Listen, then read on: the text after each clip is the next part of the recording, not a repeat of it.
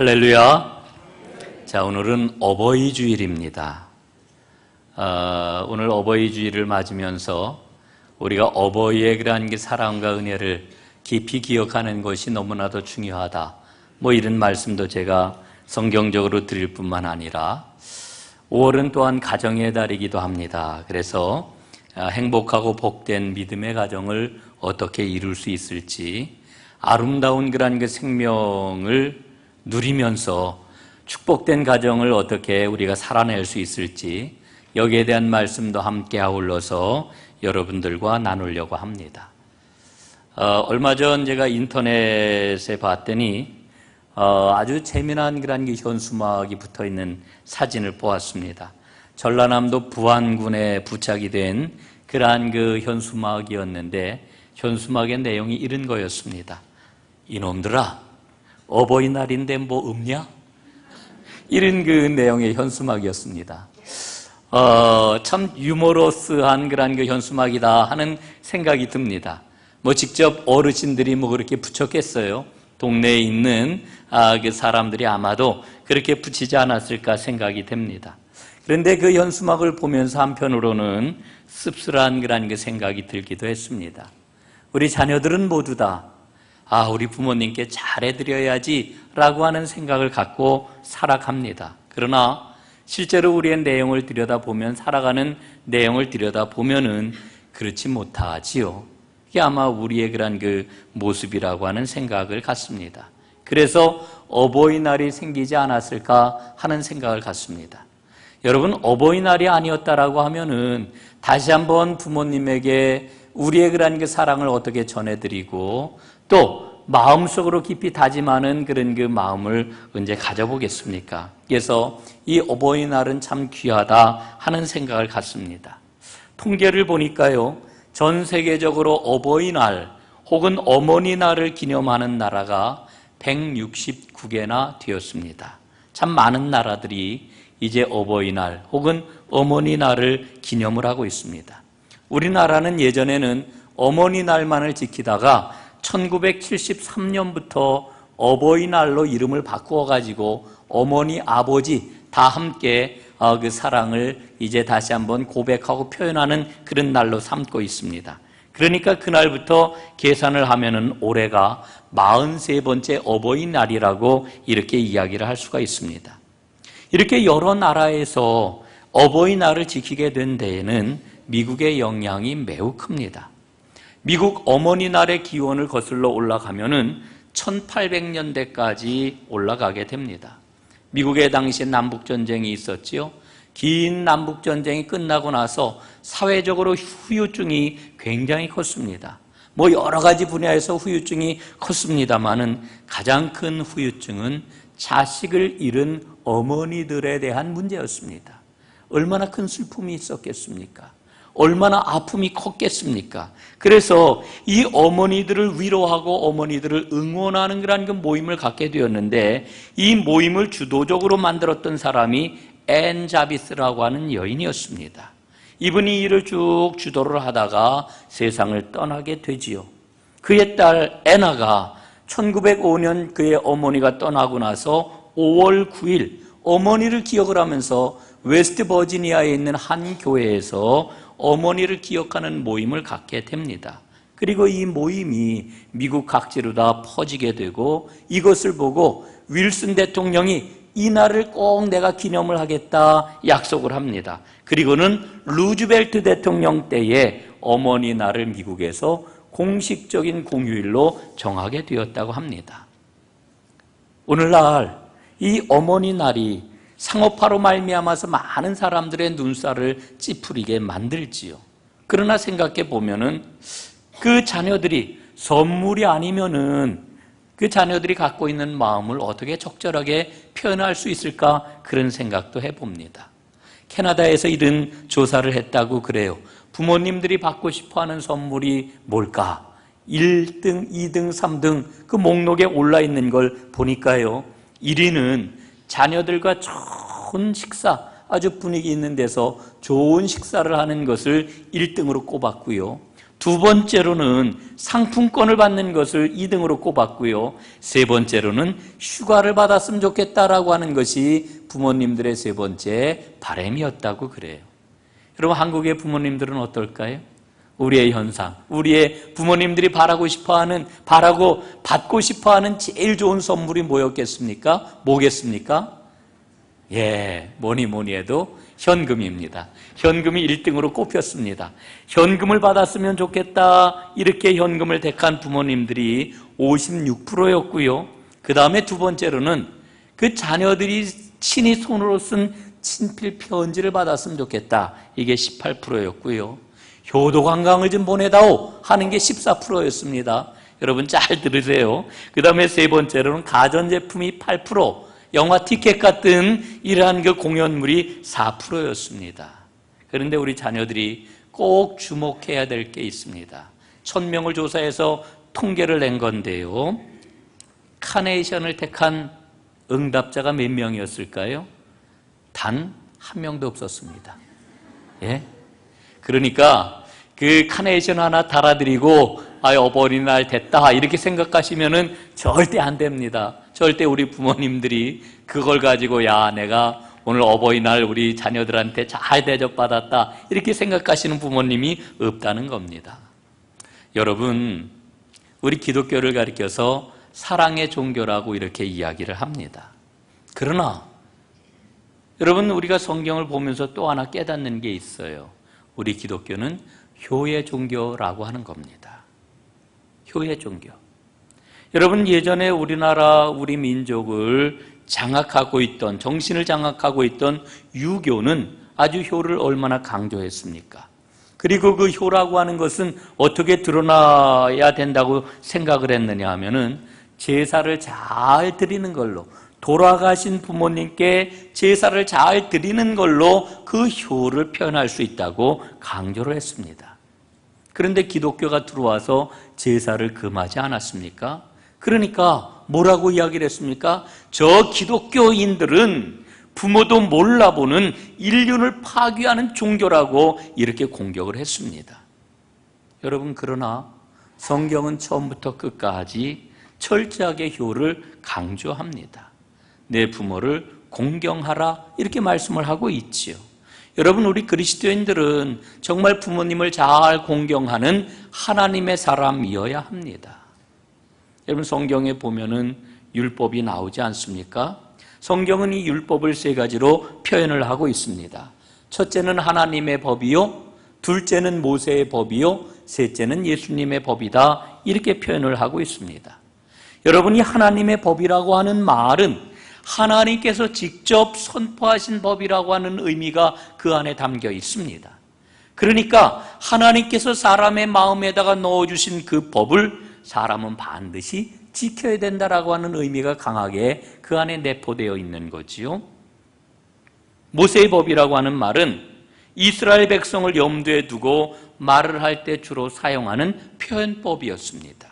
그리고 예수의 법이라고 하는 것은 예수님께서 율법의 본래 의미를 바르게 해석해 주신 말씀이라고 하는 의미로 예수의 법이라고 하는 말을 사용을 했습니다. 여러분이 율법 참 중요하지요. 율법 그러면은 여러분은 뭐가 제일 먼저 떠오르십니까? 아마 십계명이 떠오를 것입니다. 여러분, 십계명이 참 중요합니다. 그래서 세례를 받을 때에는 십계명에 대한 공부를 하잖아요. 또 십계명을 암송하게 하잖아요. 여러분, 그래서 어떤 분은 그런 고백을 해요. 목사님, 내가 세례 공부를 하는데요, 다 좋은데 십계명 암송하는 거 너무너무 힘이 듭니다. 그 10가지 계명을 어떻게 암송을 합니까? 이렇게 고민을 토로하는 분들도 있어요. 그만큼 십계명이 중요하기 때문에 그렇습니다. 그런데 십계명을 보면은 크게 두 부분으로 나누어지지 않습니까? 1계명부터 4계명까지. 이것은 하나님을 향한 계명이고요. 그 다음에 5계명부터 10계명까지, 이 부분은 바로 사람에 대한 부분입니다. 그런데 이 10계명 가운데 5번째 계명이 바로 내 부모를 공경하라 하는 말씀입니다. 여러분, 10계명의 한가운데에 내 부모를 공경하라 하는 말씀이 딱 박혀 있는 거예요. 여러분, 왜 하필이면은 부모를 공경하라고 하는 이 계명이 10계명의 한가운데 박혀 있는 것일까? 여러분, 무슨 의미가 있겠습니까? 사람에게 가장 중요한 일은 부모를 공경하는 일이라고 하는 것을 일러주고 있는 거지요. 다른 말로 이야기를 하면은 하나님을 경외하고 부모를 공경하는 것이 바로 모든 계명의 중심이고, 그리고 하나님을 잘 섬기는 길은 먼 데 있는 게 아니라 부모를 공경하는 데 있다, 이런 말씀을 우리에게 들려주고 있는 겁니다. 여러분, 그러므로 하나님을 섬긴다라고 하면서 살아계신 부모님을 섬기지 않는다라고 하면 그 믿음은 신뢰할 수가 없는 믿음이에요. 예? 우리에게 하나님께서 말씀하시잖아요. 보이는 바 형제를 사랑하지 아니하면서 보이지 않는 하나님을 사랑한다라고 하는 이 말은 뭐라고요? 거짓말이라고 그러잖아요. 거짓말. 여러분, 똑같습니다. 하나님을 섬긴다라고 하면서 보이는 부모님을, 살아계신 부모님을 잘 섬기지 않는다라고 하면 그 믿음을 하나님은 인정해 주시지 않는 겁니다. 여러분, 그러나 부모님을 잘 섬긴다라고 하는 말은 말처럼 쉽지가 않아요. 참 어렵습니다. 여러분, 세상에서 가장 가까운 사이가 부모, 자식 간의 그런 그 사이적 관계입니다. 너무나 가깝기 때문에 사실은 또 바꾸어서 보면은 상처를 가장 많이 주고받는 관계이기도 합니다. 오늘날 가정이 참 위기에 처해 있다고 많은 분들이 이야기를 해요. 여러분, 가정의 위기에 그런 그 근원을 들어가 보게 되면은 결국은 어떤 위기입니까? 부부간의 위기예요. 남편과 아내의 부부 사이에 그런 그 문제가 심각한 것을 여러 군데서 보게 됩니다. 그런데 이 부부간의 문제에 못지않게 중요한 그런 그 가정 위기의 그런 그 축이 있는데, 그것은 바로 자녀들이 받는 상처의 문제입니다. 자녀들이 받는 상처. 예. 여러분, 오늘 우리가 흔히 그렇게 이야기를 하잖아요. 아우, 그놈 참 문제야. 그건 문제 자녀야. 자녀에게 문제가 있어. 이렇게 이야기를 하지만은 엄밀하게 이야기를 하면은 문제 자녀는 없습니다. 문제 부모가 있는 겁니다. 부모의 문제가 자녀에게 투사가 된 것이지요. 여러분, 지금은 돌아가셨습니다마는 하용조 목사님이 살아계셨을 때 한 번은 그런 이야기를 한 것을 들은 적이 있습니다. 이분이 안식년을 맞았대요. 그래서 사모님하고 함께 안식년을 지내면서 함께 하와이에 있는 열방대학의 DTS를 참석을 하게 되었답니다. 그래서 여러 주간 이제 DTS 훈련을 받게 되는데, 거기에서 작은 그룹이 모여가지고 이제 신앙적인 여정과 삶의 여러 가지 문제들을 이제 깊이 서로 나누는 그러한 그 대화를 계속해서 갖게 되었다는 거지요. 그런데 놀라웠게도 그 그룹 안에 있는 40, 50대의 사람들이 한결같이 무슨 이야기를 하느냐 하면은 부모에게서 받은 상처 아직도 남아있다라고 하는 그런 이야기를 하는 것을 봤다는 거지요. 그런데 그 중에 어떤 50대 남자는 아버지 이야기를 하는데 자기 자신을 억누르지 못해가지고 아직도 아버지에 대한 그 상처에 대한 분노 때문에 결국은 그것을 참지 못하고 울음을 터뜨리고 엉엉 우는 것을 경험을 했답니다. 그래서 이분이 생각을 하기를 부모에게서 받은 상처는 이토록 길고도 깊게 배어 있는 것이로구나 하는 것을 깨닫게 되었다고 이야기를 합니다. 저도 1년에 한두 번씩은 꼭 5데이 참석을 하고 또 영성훈련 프로그램에 참여를 하고 이러는데, 거기에서 이제 그 소그룹으로 이제 신앙의 여러 가지 일들을 함께 나누는 그러한 그 그룹 모임을 갖게 됩니다. 종종 부모님에게서 받은 상처 이야기를 하는 경험을 갖게 돼요. 참 깊이 우리에게 박혀 있는 그러한 그 문제입니다. 여러분, 중요한 영적인 원리가 있습니다. 그 원리가 뭐냐 하면은 내가 부모님을 용납하지 않으면, 내가 부모님을 용서하지 않으면 우리는 진정으로 하나님을 만날 수 없습니다. 하나님과의 온전한 관계를 가질 수가 없습니다. 여러분, 그렇기 때문에 부모님과의 문제로 아직도 갈등이 있는 사람, 혹은 아직도 부모님을 용서하지 못하는 그런 분들이 있다라고 하면은 그 부모님에게 받은 그런 그 상처로 괴로워하면서 이제 하루하루 지내는 그런 그 분들이 있다면 하나님의 도움을 구하시기를 간절히 바랍니다. 여러분, 하나님 앞에 기도하십시오. 절실하게 기도하시고 진실하게 기도하십시오. 하나님, 어느 누구에게도 말하지 못하는 내 안에 있는 이 깊은 상처를 주님 만져주시기를 바랍니다. 그래서 새롭게 하나님께서 나를 만들어주시는 그 은혜가 임하기를 원합니다.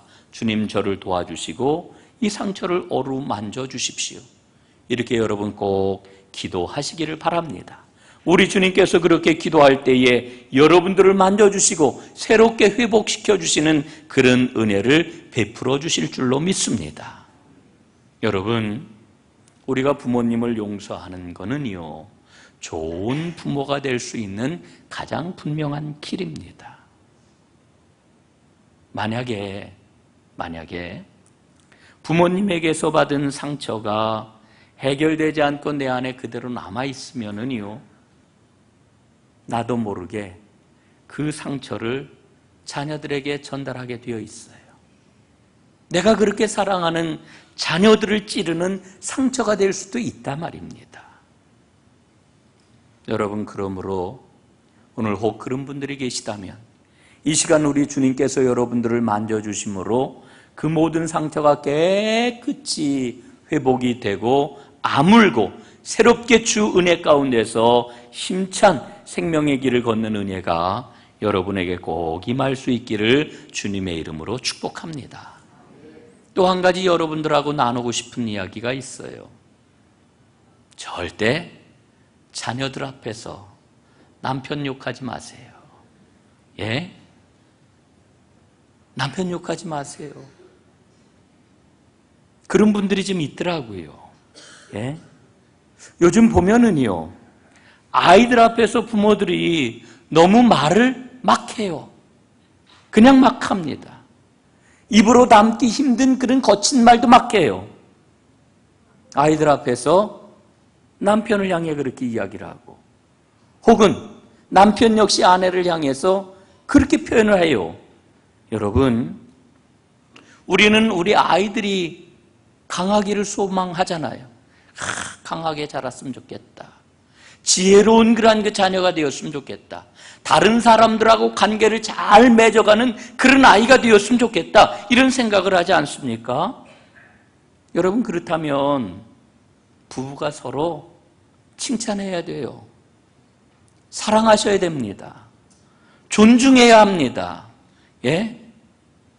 우리는 자녀들에게 좋은 조건과 환경과 재물을 물려주기를 원해요. 그래야 우리 아이들이 잘 살 거라고 하는 그런 생각을 가져요. 여러분, 눈에 보이는 재산만 물려주는 게 유산이 아닙니다. 내적으로 허약하면은요, 그런 유산 물려받아봤자 오래가지 못해요. 진짜 우리 아이들을 건강하고 복되게 살도록 만드는 게 뭐냐 하면은 부부의 사랑입니다. 남편과 아내의 존중과 사랑입니다.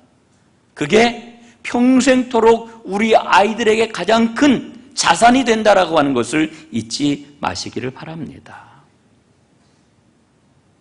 어떤 그러한 그 아내는요, 남편 험담을 하면서 아이들이 아빠를 우습게 보는 것을 마치 애가 내 편이 되었다, 이렇게 착각하는 그러한 그 엄마도 있더라고요.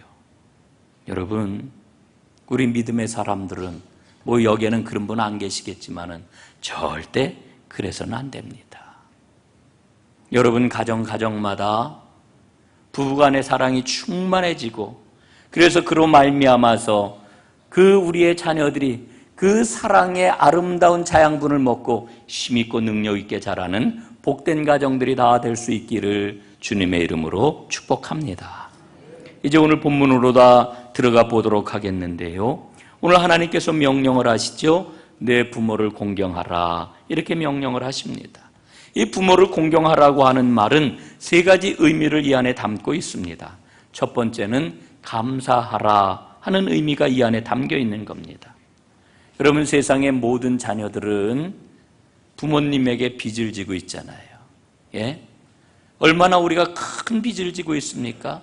내가 어떻게 이 땅에 태어나게 되었습니까? 부모님의 몸을 통해 가지고 태어나게 되었어요. 생명의 빚을 지고 있다라고 하는 그런 그 이야기 있지요. 어머니가 잉태하고 어머니가 해산하는 그 수고를 한번 생각을 해보십시오. 가끔씩 지하철을 타고 가다 보면은요, 만삭이 된 그러한 그 산모가 지하철을 타는 경우가 있어요. 유심히 봅니다. 예? 대부분 그러면 자리를 양보하고 그렇습니다만은 그럼에도 아이가 이렇게 서 있는 모습을 볼 때가 있어요. 배가 이만해가지고, 예? 그리고서 지하철에 탁 잡고 서 있는 그 모습을 보면서요, 때로는 마음이 찡하기도 하지만 때로는 경외감이 들 때가 있어요. 야, 저렇게 불러온 그런 그 배를 안고, 그리고서 저 뱃속에 있는 그런 그 아기를 위하여서 모든 신경을 쏟고 있는 그런 그 모습을 볼 때 너무너무 정말 마음에 찡한 그런 그 감동이 올 때가 많은 거지요. 여러분, 그렇게 10달을 뱃속에서 생명을 키우다가 이제 때가 되고 날이 되면은 해산을 하지 않습니까? 여러분, 어머니가 아기를 해산하는 그 일은 생명을 담보로 하는 일입니다. 여러분, 우리나라는 지금 의료기술이 발달해가지고 아기를 낳다가 목숨을 잃는 그런 그 산모들이 굉장히 줄었어요. 거의 없다고 해도 과언이 아니지요. 예?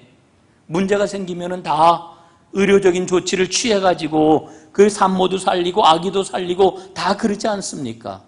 여러분, 그런데 제가 통계를 찾아보니까요, 지금 현재도 전 세계적으로 아기를 낳다가 여인들이 얼마나 많이 죽는지 아십니까? 34만 2,900명이 해마다 죽고 있어요. 34만 2,900명이 지금도 해마다 아기를 낳다가 죽고 있단 말입니다. 예? 여러분, 전쟁이 일어나가지고 군인들이 죽는 숫자보다 훨씬 더 많은 숫자가 지금 아기를 낳다가 죽고 있다니까요. 여러분, 모든 사람은 어머니에게 생명의 빚을 지고 있습니다. 그뿐입니까? 아기가 태어나면 그걸로 끝인가요? 열심히 거두고 열심히 키우고 열심히 보호하지 않습니까? 보통 지금은 어떻게 해요? 한 25년씩은 다 집에서 다 보호하고 키우는 것 같아요. 근데 25년이 뭐예요? 요즘 보면 30년, 35년, 심지어는 다 시집장가 가고 나서도 또 부모님이 보호해주는 그 그늘 아래에 있는 그런 모습들을 얼마나 많이 봅니까? 참, 부모는 어떻게 보면은 평생 을인 것 같아요. 자녀들 앞에서는. 예? 여러분, 우리가 그러니까 부모님께 감사하는 것은 너무너무 당연한 겁니다. 그런데 너무나 당연한 일이기 때문에 많은 사람들이 감사해야 되는 이 사실을 잊고 살아요. 사랑하는 여러분, 내 부모를 공경하라고 했습니다. 공경하는 것은 바로 감사하는 겁니다. 감사하는 여러분들 되시기를 주님의 이름으로 축복합니다. 두 번째로는 공경하라고 하는 말은 순종하라고 하는 말입니다. 내가 이제 나이가 들고 철이 들고 그러면은요, 부모님의 그러한 그 말이 어떻습니까? 잔소리 내지는 귀찮은 말로 이렇게 여겨지게 됩니다. 그러나 그런 가운데서도 부모님의 말을 귀하게 여긴다면 그 사람은 틀림없이 훌륭한 삶을 사는 사람이라고 이야기할 수 있습니다. 여러분, 부모님의 말을 허투루 듣거나 가볍게 여기거나 심지어 업신여겨서는 안 됩니다. 나이를 먹으면은요, 떨어지는 게 있어요. 기억력이 떨어집니다. 예? 이 기억력이요, 옛날 같지가 않아요. 이름 생각이 안 날 때가 얼마나 많은지 몰라요. 전화를 하려고 그러는데요, 얼굴은 생각이 나는데 이름이 생각이 안 나. 그게 지금 검색을 해야 되는데 지금 내가 누구한테 검색을 해야 되지? 끙끙끙 될 때가 참 많습니다. 예? 이 기억력은 떨어지게 마련이에요. 여러분, 순발력 역시 나이를 먹으면은 현저하게 떨어지지요. 그러나 여러분, 나이 먹을수록 풍성해지는 게 있습니다. 그게 뭘까요? 우리의 지식과 경험을 통해 가지고 현실에서 어떻게 판단을 내려야 되는지 이 판단력은 더욱더 풍성해지고 더 강해지게 됩니다. 여러분, 김영석 교수라고 계신데요. 이분의 나이가 지금 96살입니다. 그런데 지금도 이분이 강연을 다니세요. 그리고 책도 중판을 지금 계속해서 내고 있습니다. 그런데 이분이 뭐라고 이야기하는지 아세요? 인생에서 가장 아름다운 나이는 70세에서 85세까지이다. 아주 자신 있게 이야기를 해요. 왜냐하면 이때가 인생에서 가장 빛나는 지혜의 나이이기 때문이다. 이런 이야기를 합니다. 제가 공감해요. 지혜가 가장 빛나는 때. 사랑하는 여러분, 오늘 말씀을 보니까요, 내 부모에게 순종하라, 이것이 옳으니라, 이렇게 말씀을 해요. 여러분, 주님의 말씀대로입니다. 여러분, 부모님께 순종할 때에 여러분은 가장 지혜로운 삶을 살게 되는 겁니다. 마지막 세 번째로는 내 부모를 공경하라 하는 말씀은 부양하라 하는 명령입니다. 부모님이 연세가 많고 홀로 거동을 하지 못하시거나 자립할 능력이 없으면 부모님을 부양하는 것이 마땅한 자녀들의 일입니다. 제가 이런 이야기를 하면은요, 아유, 목사님, 현실을 보세요. 이렇게 이야기할 겁니다. 그래요. 현실적으로는 참 어려움이 많습니다. 더더군다나 요즘은 전부 부부가 다 잡을 갖고 있잖아요. 일을 다 합니다. 그러니까 부모님을 돌볼 수 있는 그런 시간적인 여건과 상황이 안 되는 게 사실입니다. 그래서 많은 부모들이 뭐라고 그래요? 예, 나는 너하고 안 살란다. 이렇게 이야기를 하시지요. 또 자녀들도 아유, 나 부모님 못 모셔요. 이걸 아주 대놓고 이야기하는 그런 세상이 되었습니다. 여러분, 그러나 꼭 기억하십시오. 부양해야 되는 것이 자녀들의 도리입니다. 부양하는 방법은 다를 수 있어요. 직접 부양을 할 수도 있지만은 다른 방법을 찾을 수도 있어요. 그러나 거동할 수 없고 힘이 없는, 자립할 수 없는 그런 그 부모님을 최선을 다해서 잘 모셔야 되는 것이 이게 자녀들의 일이라고 하는 것입니다.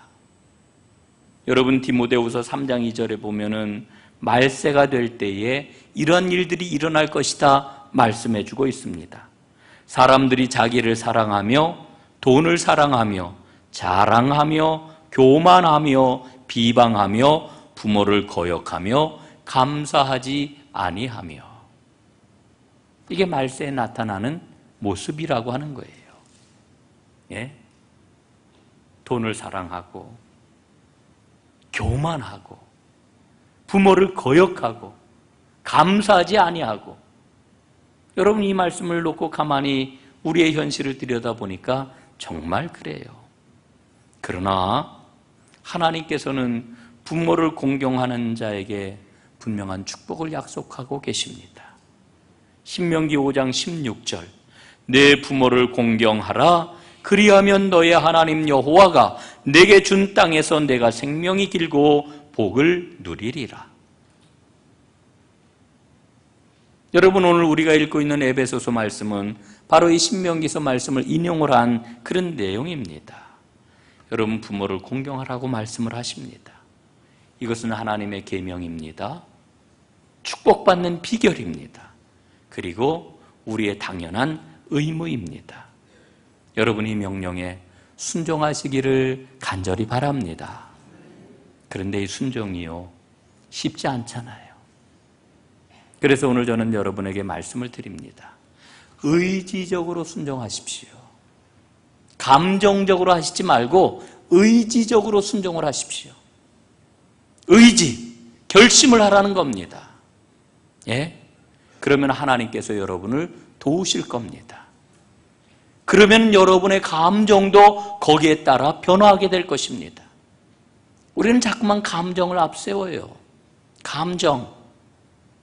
여러분 믿음 생활하면서 감정을 잘 다스리고 관리하는 것, 이게 은혜의 첩경임을 꼭 기억하시기를 바랍니다. 내 부모를 공경하라. 아유 하나님 나는 못해요. 예? 아유 하나님 사정 아시잖아요. 아유 하나님 그렇게 일방적으로 얘기하시면 어떡하라는 말씀입니까? 너무 부담스럽네요. 우리의 감정은 그렇게 이야기를 해요. 그러나 여러분 하나님의 말씀을 의지적으로 받아들이세요. 그렇게 순종하세요. 그러면 하나님이 여러분을 도우실 겁니다. 그러면 여러분의 감정도 거기에 따라 변화하게 될 것입니다. 여러분 이 길이 축복의 길이라고 하나님 분명히 말씀을 하십니다. 우리가 부모님을 공경하게 될 때에 우리는 하나님께서 주시는 진정한 축복을 누리는 주인공이 될 것입니다. 이 주인공으로 모두 다 우뚝 서서 하나님께 영광을 돌리고 여러분의 삶이 빛나기를 주님의 이름으로 축원합니다. 기도하겠습니다.